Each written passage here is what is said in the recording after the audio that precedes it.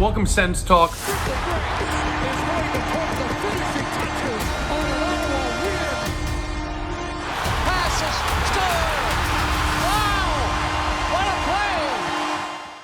Howdy and welcome to Sens Talk. My name is Brandon Plant and I am your host. In today's video, we're going to go to Cowboy Country, to the Lone Star State, to talk about a star out in Dallas, Jason Robertson. That's right, I had to wear the cowboy hat when we're talking about a team and a player out of the Lone Star State in Cowboy Country, as that's right, Jason Robertson reportedly, according to insiders like Elliot Freeman and Frank Cervelli and others, is apparently available for trade. He's apparently out there on the trade block. So that made me think right away, should the Ottawa Senators inquire on a guy like Jason Robertson? A player that, frankly, I think all of us would agree would be a fantastic fit for the Ottawa Senators and certainly would be a great fit next to Timmy Stu.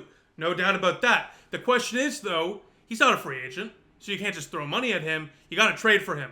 And there's a lot of complications that comes with that, and a potential contract extension, which we'll talk about in this video. But the fact that the Dallas Stars are interested in trading him has to make you wonder, should the Ottawa Senators take a look at him? And then on top of all of that, Jeff Marek, who's connected around the game of hockey. This guy is very plugged into the game of hockey at all levels, pro and amateur, or I guess junior, whatever you want to call it. He floated out the possibility that the Ottawa Senators could be a possible destination for Jason Robertson. So not only is there smoke around Robertson's name and a trade, being in the works potentially, but a guy like Jeff Marek is saying a team like the Ottawa Senators would make sense. So we got to talk about it just from that alone. I would have talked about it just because we know that he's in trade talks. But the fact that a guy like Jeff Marek is saying Ottawa could be a potential destination, let's talk about it, right? So with that, I think the question really has to be asked. And I already hear the skeptics and the criticism down below. Oh, we can't afford him. Oh, what are we going to do? We're going to talk about that in the video. Don't worry. I know it's contract situation like you guys too. I'm going to break it all down in this video. Do not worry. But there's so many things, good and bad, to take a look at when it comes to a player like Jason Robertson, a potential trade, and why it would be good and bad for the Ottawa Senators. So the question has to be asked, should the Ottawa Senators take a look and potentially trade for a top 20 forward in the National Hockey League in Jason Robertson? Let's talk about it. But before we do, I want to say thank you to Dylan Puckniak and Keller Williams Sports and Entertainment for sponsoring Sens Talk. Sens Talk is proudly presented by Dylan Puckniak, Ottawa's exclusive realtor with Keller Williams Sports and Entertainment. Providing a bilingual real estate service that serves the Ottawa-Gatineau community, Dylan Puckniak is also specialized in supporting professional athletes that come and go in our city, providing a service that takes care of the people at the highest level. For a realtor experience that puts you and your needs first, visit dylanpuckniak.kw.com. That is dylanpuckniak.kw.com to find out more today. Again, thank you to Dylan Puckniak and Keller Williams Sports and Entertainment for sponsoring Sens Talk. So with that, let's get into today's video. Jason Robertson is a 25-year-old left winger that is 6'3", big boy, but he doesn't really throw around the hits, as you'll see in a second here. But I want to say this rather quickly. In 2022-2023, the guy put up over 100-plus points and came fourth in Hart voting. That is for most valuable player in the regular season. So this is a guy that's been recognized around the National Hockey League as a premier talent, as a talent that is so valuable for a team. And that is why already my eyes are glowing at the possibility of acquiring a talent like this. Jason Robertson last year in 82 games, he put up 80 points, 35 goals, averaged just under 18 minutes of ice time, 19 power play points. So not even a quarter of his production came on the power play. And that is very key to point out, especially considering the fact the Ottawa Senators, if they're acquiring a scoring winger, want them to be able to produce in 5-on-5 situations. We have a lot of, power play goals. We tied for most in the National Hockey League this year in power play goals with 64, okay? We need 5-on-5 scoring. Robertson absolutely can bring that. What he can't really bring, though, are hits. I got to be brutally honest. This guy is a big boy, 6'3" as well, but he can't really throw around the body. I'd love to see that bit more in his game, and if he came over to Ottawa, I'm sure Travis Green and co would absolutely have him throwing around the body. Just look at Batherson and Timmy Stu, for example, after a couple of years here with Tkachuk and Green and whatnot. So I think those numbers would definitely increase. But again, not a heavy hitter by any means. His advanced analytics are not the greatest. Corsi for percentage at 5-5, just under 50%.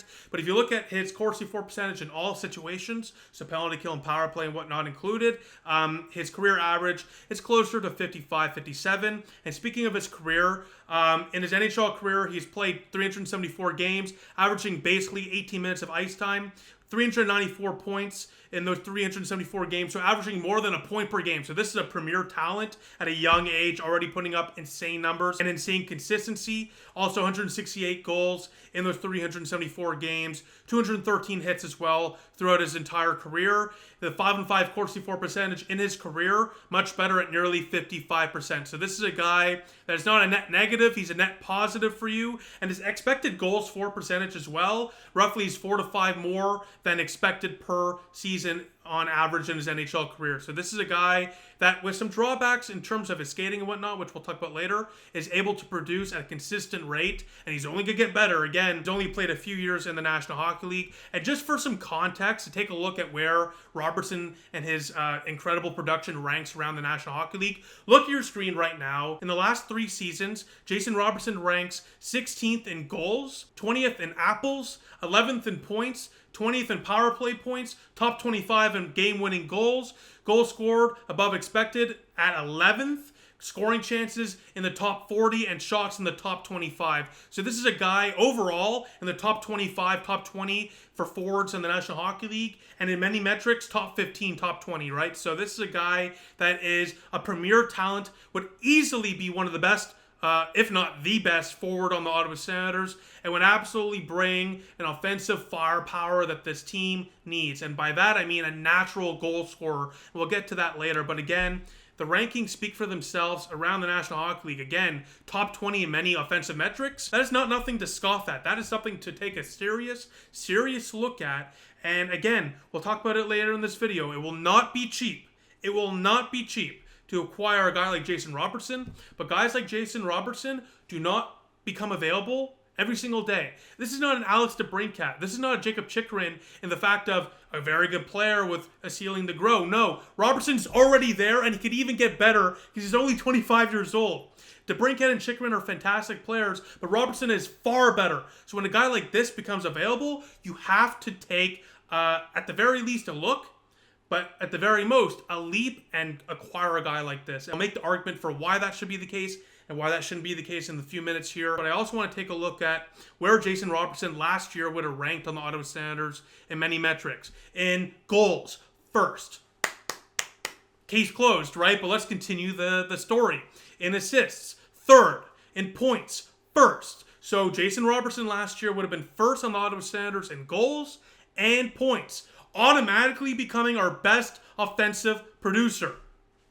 And again, I must say, Jason Robertson had a down year last year, technically. The pundits and the ones that criticize Jason Robertson and don't want to acquire him say, well, 80 points, yeah, that's not that good. That was a down year for Jason Robertson, and we'll talk about it in a couple minutes. The second half of the year, he was on fire. He was on fire. So in a more consistent, average year for him, 80 is like the minimum amount of points he's going to produce. And again, he's so young, he's only going to get better. He hasn't even hit the prime of his NHL career. And Rupe Hintz and whatnot are fantastic players, but you put him next to a guy like Tim Stützle, who I think is better in my opinion. Maybe I'm biased, but that's how I view it. I think the sky's the limit for Jason Robertson. He can exceed more than the 80 floor. I think 100 plus points with a guy next to Tim Stützle, 40 plus goals, that is not out of the question whatsoever. I mean, I don't know if I'm crazy to say that. I really don't think so, though, because again, look at the rankings here on the Ottawa Senators. Power play points, he would be 5th on the Ottawa Senators. Again, this is why I really like Jason Robertson. He's a guy that can produce in all situations, obviously. He has an electric shot, but this is a guy that doesn't need the power play to be a star, right? This is a guy that can do it at 5-on-5 and produce. So that's why he's so attractive. But again, he can still produce on the power play, obviously, which helps and will absolutely help make our power play more balanced on both waves. Even strength points, he was first if he was on the Ottawa Senators. So again, the Ottawa Senators need a guy that can score at 5-on-5. Right there, he would be leading in that pack for that. Game-winning goals, he would be first on the Ottawa Senators as well. And expected goals and shots would be second. So there's so many reasons to love a player like Jason Robertson.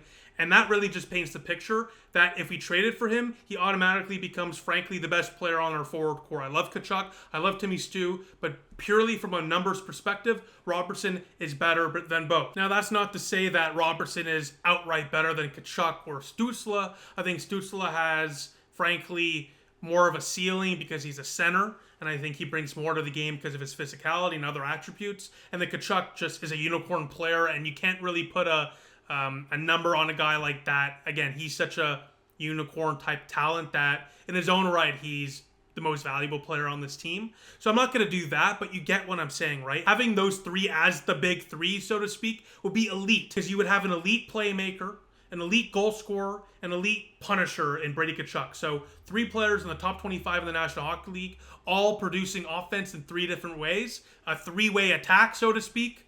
Woo! That would fire me up. It should fire you up too as a Sens fan if they can get it done. Here are some reasons why I think the Ottawa Senators should trade for Jason Robertson.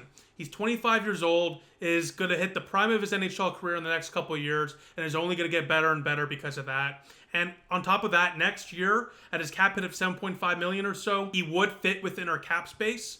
However, and we'll talk about this in a couple of minutes, he would need a contract extension. He has only 1 year left on his deal. So that's something to take into account, and we'll talk about that in a couple of minutes and reasons potentially why we shouldn't trade for him. But in terms of the immediate future, he would fit within our cap, no doubt about it. But moving on from that and just taking a look at how he would fit on the team, he's a pure goal scorer, knows how to get to the right areas, and would fill the hole the Ottawa Senators are desperately looking to fill. To get a pure goal scorer on the wing, to go next to a guy like Tim Stützle that can help get that 5-on-5 scoring up to the standards, frankly, it needs to be for this team to be more than just a playoff bubble team, but a perennial contender in the playoffs. Robertson as well has one of the better shots in the National Hockey League and consistently puts up 80-plus points and has a 40-goal-plus season and 100-plus point season under his belt as well. As mentioned before, came 4th that year, a couple of years back, in Hart Trophy voting. So this is a guy that's already put up insane numbers that would be among some of the best in Senators franchise season history for a single season. So on top of all that alone, and considering back to the main point of his electric shot, it's not a shock that Robertson consistently has put up shooting percentage above 12% as well. So he's a pure shooter. And the Ottawa Senators, as I've said many times already, they need that. They need that more than anything. I'll wait. Comment down below. Who is the purest goal scorer on the Ottawa Senators right now? I'm waiting, honestly. I'll wait. Like, who is it? Tim Stützle, I guess. And we'd love to see him shoot more. He's got a great shot, but he's a playmaker. He's not a shooter. So who's the pure shooter on this team? Batherson? All right. I mean, he scores quite a bit, no doubt about that. But I consider him more of a 2-way playmaker type of guy, right? Nice blend of goals and, playmaking. He's not a pure sniper.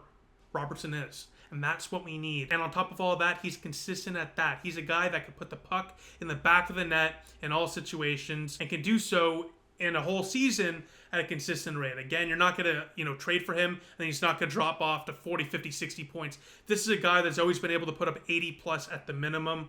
And just imagine, again, the fact that the Ottawa Senators need more shots on goal. Just imagine the fact we all know that Brady Tkachuk puts an absurd amount of shots on net. Robertson only would have been behind him for shots on goal with 211 last year. So, again, this is a guy that puts the puck on net, puts the puck on net, puts the puck on net. And when he puts the puck on net, he has one of the best rates at scoring when doing so around the National Hockey League. So that is why the Ottawa Senators should trade for a guy like Jason Robertson. He can create the offense at 5-on-5. He doesn't need power play time to score 30-plus goals. This is a guy that's gotten recognition around the National Hockey League for being the most valuable player on a team like the Dallas Stars, 4th in Hart Trophy voting just a couple years ago. All right, so on a team like the Dallas Stars, a perennial cup contender, was seen as the most valuable player on that team. That says something. And again, 61 points out of his 80 at even strength possession.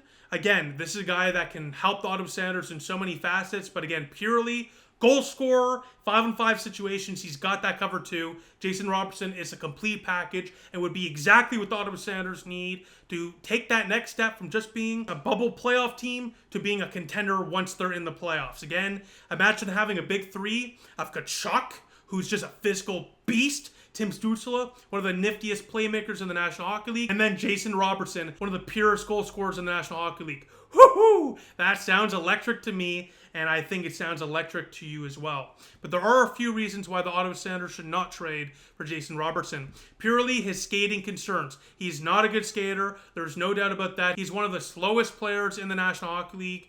And it could hurt him when he's older. But I will say he is young enough now, about to enter the prime of his NHL career, that I don't think his skating should be too much of a concern, considering, again, his offensive IQ and his electric shot. He's able to score in many different ways because of that. But again, it is something to take note of, especially if, again, and we'll talk about this in a second, if they were to sign him for a long-term extension, well, that's something you have to take into account, that this is a guy that probably is not going to get any faster, and he's already one of the slowest players in the National Hockey League. And when you're playing next to a guy like Tim Stützle, as we've mentioned many times, you want the guy next to him to be a speedster, right? A guy that can keep up with him. So I don't think Robertson's a guy that would hold the play back by any means, but again, his burst metrics for his skating are amongst some of the lowest in the National Hockey League according to NHL Edge and their skating metric systems. So again, that is something to absolutely take into account.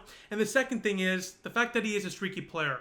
In the first half of the season last year, he only had 23.7 goals in 34 games. Not bad, but not great either. Again, when you're potentially paying a guy like Jason Robertson at the minimum next year at 7.5 and probably closer to 10 to 11 million on a contract extension, you're going to need more than 23 points in 34 games. But again, it's not horrible. That's my main point. Even when he's having a down year, he's still putting up pretty decent numbers and is able to find ways to produce.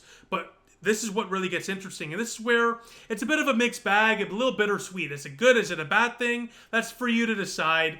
Because again, 23 points in 34 games isn't inherently terrible. But look how he finished the season. In his last 48 games of the year, 57 points, 28 goals. That's the Jason Robertson we all know and love. And Jason Robertson, absolutely, in my opinion, is closer reflected to the player in the second half of last season than the first half of last season. And again, the first half, he was fine.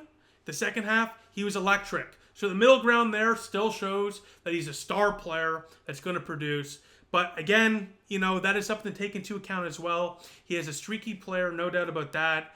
And when you need a guy to be the guy that put the puck in the back of the net, you don't want him to be a streaky kind of guy, right? So that's just something to take into account. Once again, though, a lot of these pure goal scorers do have streaky tendencies to them, right? So it's not exactly like this is something that is singly reserved to Jason Robertson. Now, let's get to the elephant in the room.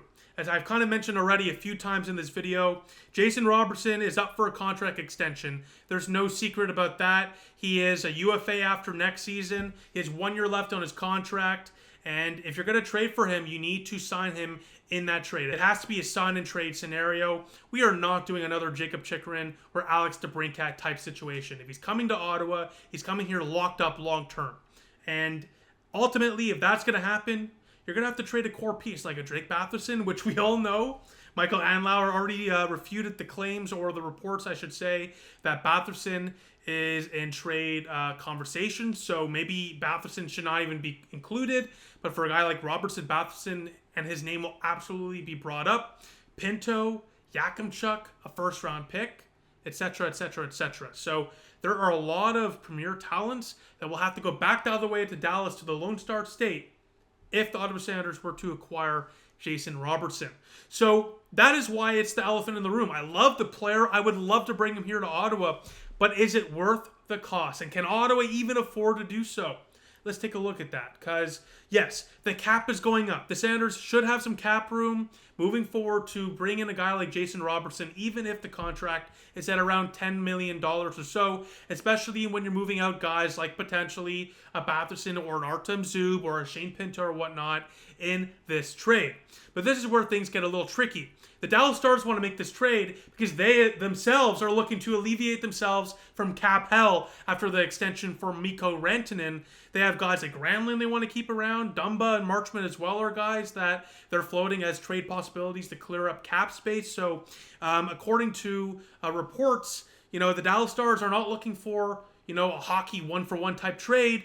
No, they're looking for prospects and futures. So if the Ottawa Senators were to trade for a guy like Jason Robertson, and look at your screen right now, you're going to have to trade for a guy like Carter Yakimchuk, who's coming off a pretty solid season in the WHL, or Blake Montgomery, who has had a fantastic beginning to his junior career, especially there with the London Knights. Congratulations to BMO, friend of the show, by the way, on a Memorial Cup championship. Absolute beauty, and he had a fantastic year there in London. Just on a personal note, I would hate to lose a guy like BMO because I've interviewed him. He's an absolute beauty. I mean, what a character.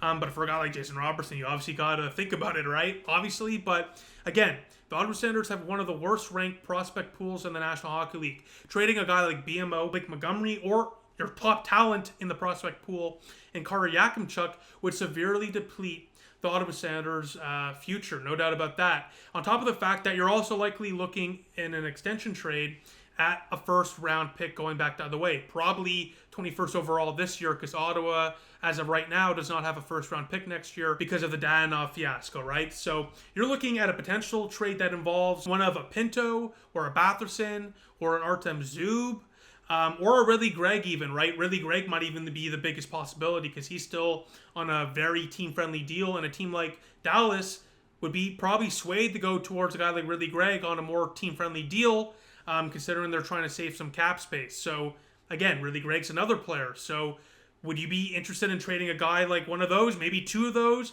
On top of that, a Yakimchuk, a Blake Montgomery, and a first-round pick. You're looking in a sign-and-trade scenario at least 4 pieces going back the other way for Jason Robertson. At the bare minimum, you're probably looking at 2 of, if not at least 1, of Batherson, Pinto, Gregg, or Zub, and at least Carter Yakimchuk, and at least a first-round pick. Maybe even more, like a second or a third, or another top prospect like Blake Montgomery. My heart says yes. We have to do it. This is the exact type of player I've been screaming for the Ottawa Senators to acquire. But my brain is telling me no.